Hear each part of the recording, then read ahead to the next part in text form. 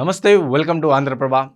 BRS మాజీ MLA అయిన Tatikonda Rajaiah BRS పార్టీకి షాక్ ఇచ్చేశారు. అండ్ స్టేషన్ గన్పూర్కి ఏదైతే మాజీ ఎమ్మెల్యేగా ఉన్నారో అతను ఇప్పుడు బీఆర్ఎస్ పార్టీకి రాజీనామా ప్రకటిస్తున్నట్టు తెలిపారు. దీనికి రీజన్ ఏంది? ఎందుకంటే నెక్స్ట్ వచ్చే పార్లమెంట్ ఎలక్షన్స్లో తనకి వరంగల్ నుంచి ఎంపీగా పోటీ చేస్తానని చెప్పేసి అధిష్టానం దృష్టికి తీసుకెళ్లారు. కానీ అధిష్టానం నుంచి ఎలాంటి రెస్పాన్స్ రాకపోవడంతో అతను ఈ నిర్ణయం తీసుకుంటున్నట్టు ప్రకటించేశారు. ఈ నేపథ్యంలో అంటే కొన్ని విషయాలు కూడా చెప్పారు. ఏంటంటే పార్టీలో ప్రజాస్వామ్యం అనేది లేదు. నేను చాలా వరకు కుంగిపోయాను. ఎందుకంటే నేను ఆల్రెడీ కాంగ్రెస్ పార్టీలో ఉన్నా. అంటే 2014 టైంలో కాంగ్రెస్ పార్టీలో నుంచి ఉండి కూడా తెలంగాణ మూవ్మెంట్ టైంలో నేను కాంగ్రెస్ పార్టీకి రాజీనామా చేసి బీఆర్ఎస్లో అప్పటి టీఆర్ఎస్లో జాయిన్ అయ్యి అండ్ ఎమ్మెల్యేగా గెలిచి తర్వాత చాలా కొద్ది రోజుల్లోనే అతనికి డిప్యూటీ సీఎంగా కూడా వచ్చి అండ్ కొన్ని అనివార్య ఇష్యూస్ వల్ల అతను డిప్యూటీ సీఎం పదవి నుంచి కూడా వెనుదిరిగారు. దాని తర్వాత కూడా అంటే స్టేషన్ గన్పూర్ నుంచి ఉండి అండ్ రీసెంట్గా జరిగిన 2023 డిసెంబర్లో అసెంబ్లీ ఎలక్షన్స్లో కూడా అతనికి సీట్ కేటాయించకపోవడంపై తన తీవ్ర అసంతృప్తితో ఉన్నట్టు తెలుస్తుంది. ఆ టైంలోనే మనం చూసాం కూడా అతను అంబేద్కర్ విగ్రహం దగ్గరికి వెళ్ళి ఏడవడం కానీ ఇలాంటివన్నీ జరిగినాయి. ఇదే విషయంపై మాట్లాడుతూ అంటే మాదిగలకు బీఆర్ఎస్ పార్టీ చాలా అన్యాయం చేసింది.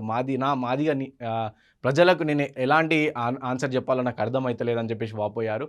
అప్పుడు అతనికి పోస్ట్పోన్ చేసి అతనికి సీట్ అనేది ఆపేసి కడియం శ్రీహరికి సీట్ ఇచ్చేశారు. అండ్ తను గెలిచిన తర్వాత ఇతనికి ఎలాంటి సంప్రదింపులు కానీ అలాంటివి ఏం జరగలేదు. ఈ నేపథ్యంలో నెక్స్ట్ అట్లీస్ట్ ఎంపీ ఎలక్షన్స్లో అయినా నాకు సీట్ ఇస్తారనే ఆశతో నేను ఏదైతే బీఆర్ఎస్ పార్టీ ఉందో దానికి వెళ్ళి అధిష్టానానికి చెప్పడం జరిగింది. అక్కడ నుంచి ఎలాంటి రెస్పాన్స్ రాకపోవడంతో నేను ఈ నిర్ణయం తీసుకుంటున్నట్టు తెలిసి చెప్పారు. అండ్ నెక్స్ట్ వచ్చే ఇది 10వ తారీఖున కాంగ్రెస్ పార్టీలో జాయిన్ అవుతున్నట్టు కూడా తెలుస్తుంది.